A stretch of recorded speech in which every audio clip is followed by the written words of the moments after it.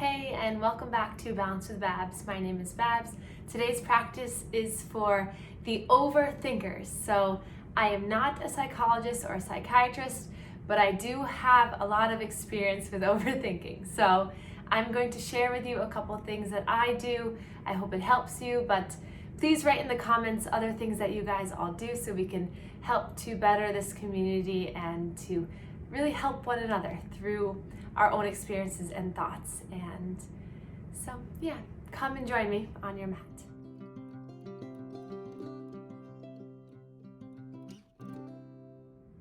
So grab your tennis balls and your 2 blocks and come and meet me in a comfortable seated position on your mat. Hands resting on the knees. Let's close our eyes.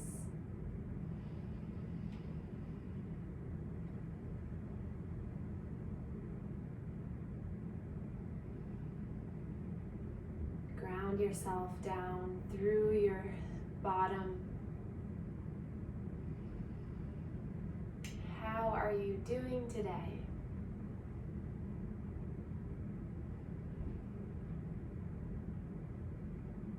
So first I'd like to ask you, if you are an overthinker, which I'm sure all of you at some point in your life have experienced, how does it snowball?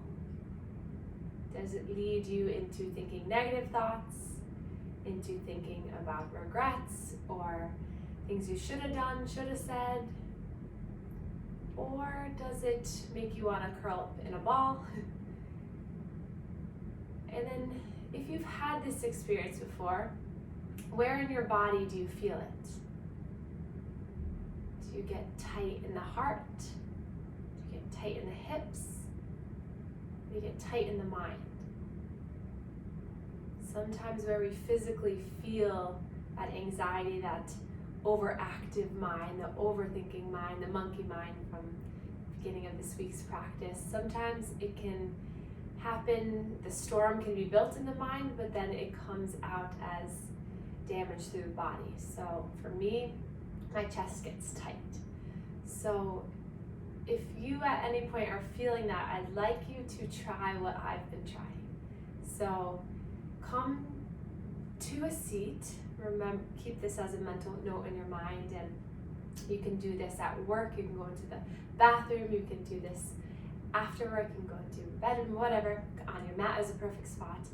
And I like to just sit there for a moment and I think about the scenario that my mind is taking me into this roller coaster on. I think about the scenario and I say, okay, this is consuming my mind, it's consuming my thoughts. How many minutes do you think that that person or the people in that scenario are thinking about me? And it's pretty humbling because usually it's something that maybe I said and then the person kind of maybe looked at me weird, or I interpreted that they were looking at me weird or took it the wrong way, and then that is stuck in my brain. And that is just one little scenario in that person's day of thousands of scenarios or thousands of interactions. So, and most likely that person or those people are not spending as much time thinking about you as you are thinking about them. So to me, that is this sigh of relief.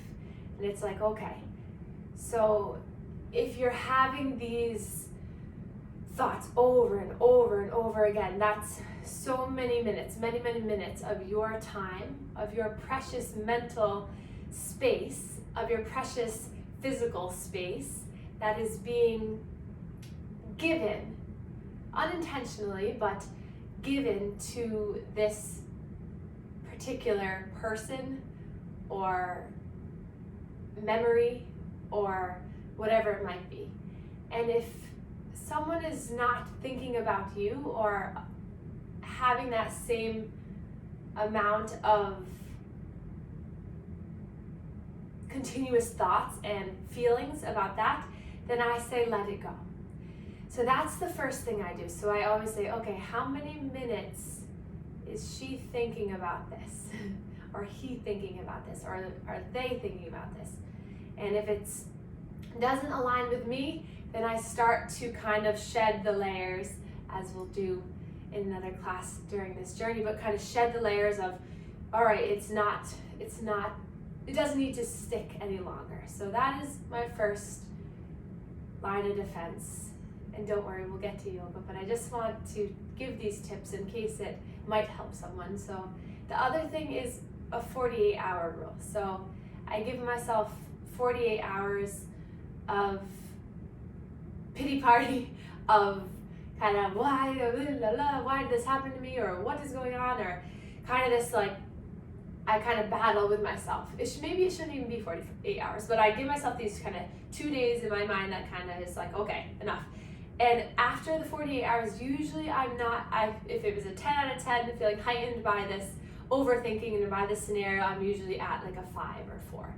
And then the third thing is I write. So I write down pros and cons, I write down what the scenario is, and then lastly, or they're not in order per se, but I talk to a good friend. So I call my best friend Nora, I talk to my boyfriend Danny, I call my mom. I have a few people, actually I have many people luckily in my life that I could call, share the scenario with, and they'll give me probably all different answers, but all help me in a certain way. So I would say if you're having those really anxious thoughts all the time, lean into it, take it in for a moment, see what the other side is like. Are they paying attention to you? Or is this really heavy on their mind and body? Give yourself those 2 days of kind of shedding it, releasing it, do yoga practice, do breathing, do meditation, write it down, release it out, and then talk to a friend. So, and our brain does it, and it's okay that our brain does it. It's our body's way of being empathetic or being kind and thinking about others and thinking. So give yourself kind of a little bit of a break, and then come back to this practice and come back to this kind of lesson, Balance with Babz lessons. So, okay, that's enough talking for me. So if you choose to come back to this practice, you can always just skip forward and start where we're starting right now. But we're going to release tension through the spine. So in school, we learned like a little bit of massage through the paraspinal muscles, through the spine, to help to kind of alert the body and to help to acknowledge its position in space and to alleviate tension through the spine. So this practice is going to be all lying down, and I'm going to instruct what you'll do. So first position, you're going to hold the balls right at the base of your spine, so right near your pelvis, the lumbar spine. So ease down here. You can place the blocks underneath your knees, and then slowly come down to the elbows, and then slowly melt all the way down, and then readjust the blocks so that so if you lay flat, that little space in your lumbar spine, that little curvature, you're kind of sliding it underneath there. So it's not actually on the spine, it's on both sides of the spine. And then extend the legs long and release the arms by your sides. So to give yourself more pressure or more sensation, you can place your feet onto the blocks, engage the belly, tuck the chin under, lengthen the spine so that you feel the pressure. And we'll take 5 breaths here. So if any of this feels uncomfortable, please stop. Move the tennis balls in a different area.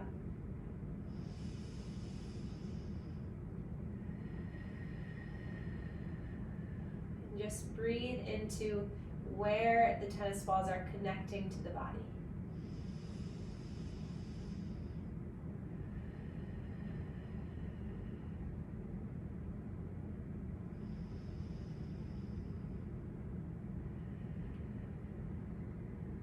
Walk the feet off the blocks so that the feet are down. Lift up through the chest and walk those tennis balls up a little bit higher, so a couple inches higher. And then again, try the extended legs position here. See how that feels. If this is your first time using tennis balls, to create some space in the body, help to improve the relaxation of the muscles, then just take your time. Melt into it. If you want a little deeper, for 3 more breaths, feet onto the blocks, and just ever so slightly push your lower back into it.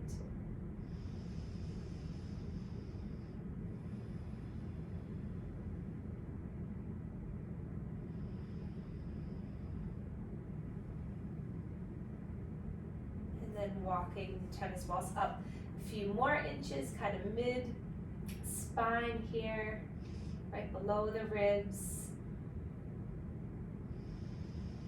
5 breaths here.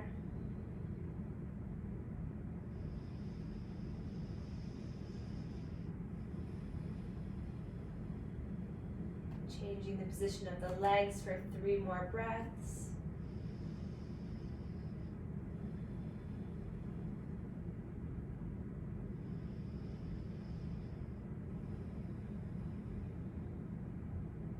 And then walking the tennis balls up a little bit higher. So now they're right below the scapulas, the shoulder blades. This is often an area of tension for me, so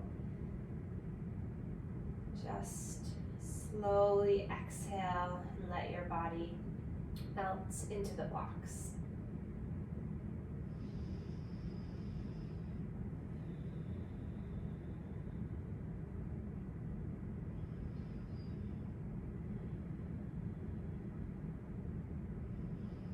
And then walk the tennis balls up a little bit further. Hands can come to the lower belly. They can come out to cactus arms, T, or up overhead. Each is going to give you a little bit of a deeper sensation. So arms by your sides will be your next step. Arms overhead will give you a little bit more.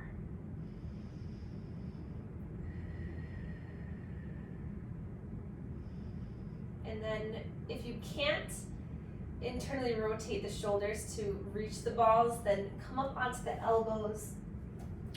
Walk the tennis balls up a little bit higher. And then come back down.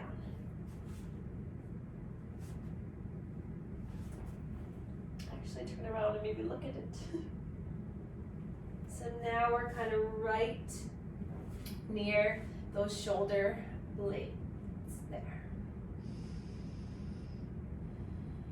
So getting into the subscapularis, so that is the muscle underneath the scapula, so the ball might be in that little crevice.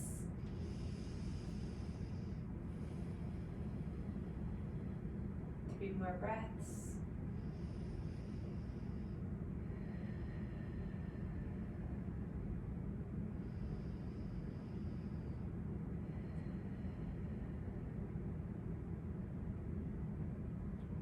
And then slowly push through the elbows, coming back up.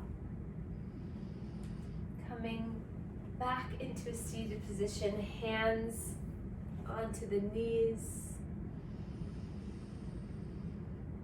Take a few breaths here. We just took about 25 slow breaths all the way down and up the spine, so just notice how your spine feels.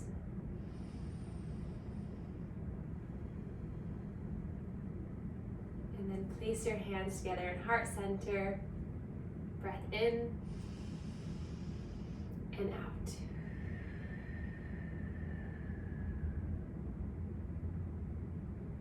Breath in, reach the arms up. Breath out, hands come in. 3 more, inhale, open. Exhale. Last one.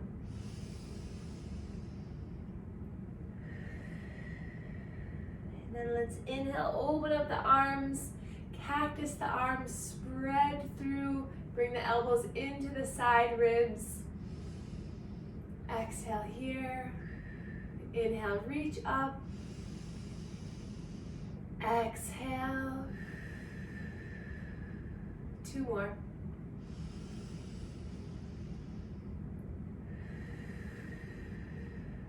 Last one. And then release the hands down. Allow your mouth to come up into a smile. And then inhale, reach our arms up together, palms meet, thumbs come to our third eye, connecting mind to body. And thumbs come into our sternum, connecting to our heart. And we can bow to one another to share our gratitude and support for one another. Namaste.